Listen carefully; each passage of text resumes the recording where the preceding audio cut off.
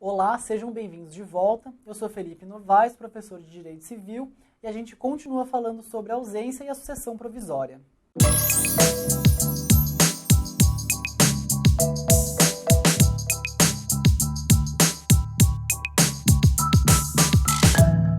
Retomando o que a gente disse na última aula, a ausência, quando prolongada no tempo, ela vai gerando efeitos jurídicos diversos. Daí a gente fez a divisão ideal em 3 fases e justamente a gente está falando da segunda fase delas, a intermediária, a sucessão provisória, que é quando o legislador presume que essa pessoa tem menos chance de voltar e já dá início à sua sucessão, a sucessão patrimonial.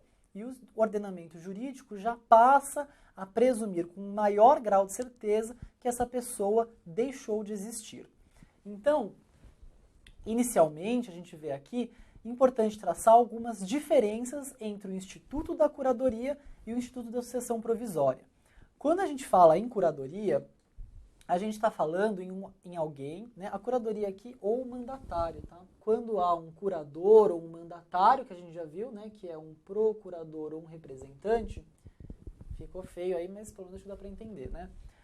Então, quando a gente está falando em curadoria ou quando há um mandatário, ou seja, nesse momento, a grande preocupação é com o patrimônio. Essas pessoas, elas não têm qualquer poder para se apropriarem ou fruírem livremente desses bens. Quando a gente fala, ou seja, a grande preocupação aqui é na defesa do patrimônio do ausente, imaginando o que ele vai encontrar quando ele regressar. Então a presunção é pela volta. Mas quando a gente fala em sucessão provisória, não. Aqui já há um verdadeiro início da transferência da titularidade dos bens para os herdeiros. Então, aqui a gente já pode falar em sucessão do patrimônio. Mas veja, a sucessão ela é provisória e não definitiva. Provisória por 2 razões. A primeira é pelo seu nítido caráter temporário. Ainda há uma expectativa do ordenamento que aquela pessoa volte. E também, o segundo motivo, é porque ela é condicionada. Ou seja, o Estado ainda estará preocupado em restituir ao ausente o seu patrimônio no caso que ele volte. Então, ainda que ele dê um passo a mais, ou seja, aqui a gente não está falando mais em alguém que administra os bens do ausente, mas alguém que sucede ao ausente. Então, é um passo a mais. Mas, apesar disso, ainda há uma nítida proteção para o que ele vai encontrar se eventualmente ele volta. Então, a primeira é justamente a que consta aqui neste tópico. Ou seja, para que o sucessor provisório consiga se emitir na posse dos bens, é justamente o que consta aqui nesse segundo tópico. Ou seja, para um sucessor provisório conseguir assumir essa condição e ser emitido na posse dos bens do ausente, ele precisa prestar alguma garantia. O que é isso?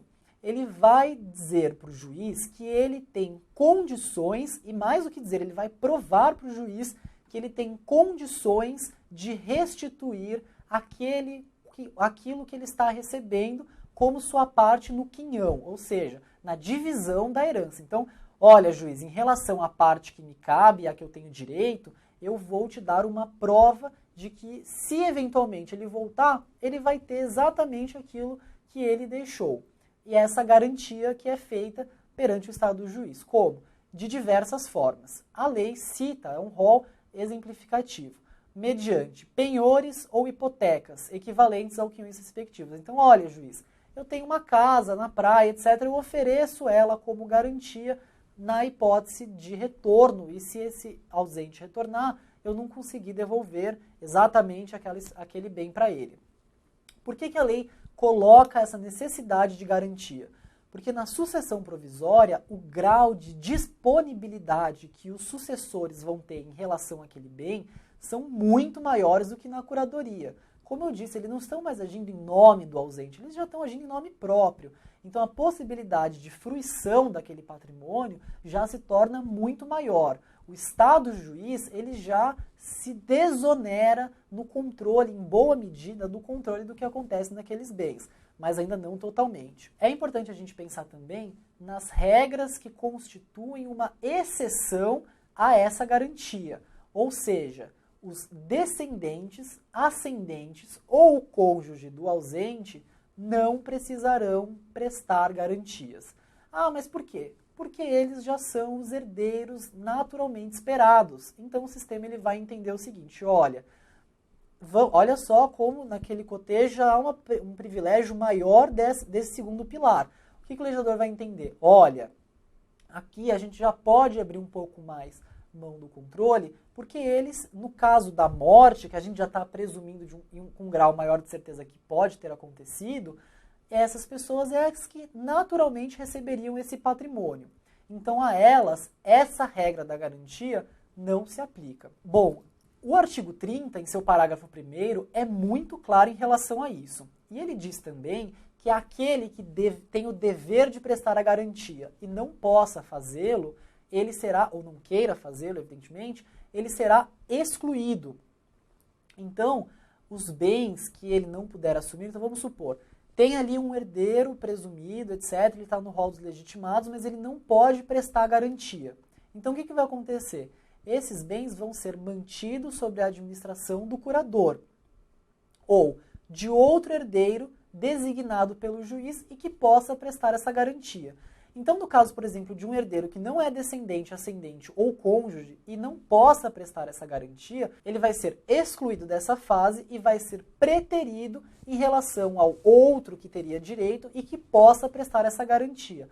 Vamos pôr no exemplo dos colaterais. Ah, então o irmão não pode. Então o próximo, se ele puder, ele vai receber e vai ficar responsável pela administração daqueles bens. Ah, se não tiver isso, mantém-se o curador. Esse é o espírito do artigo 30, parágrafo 1º.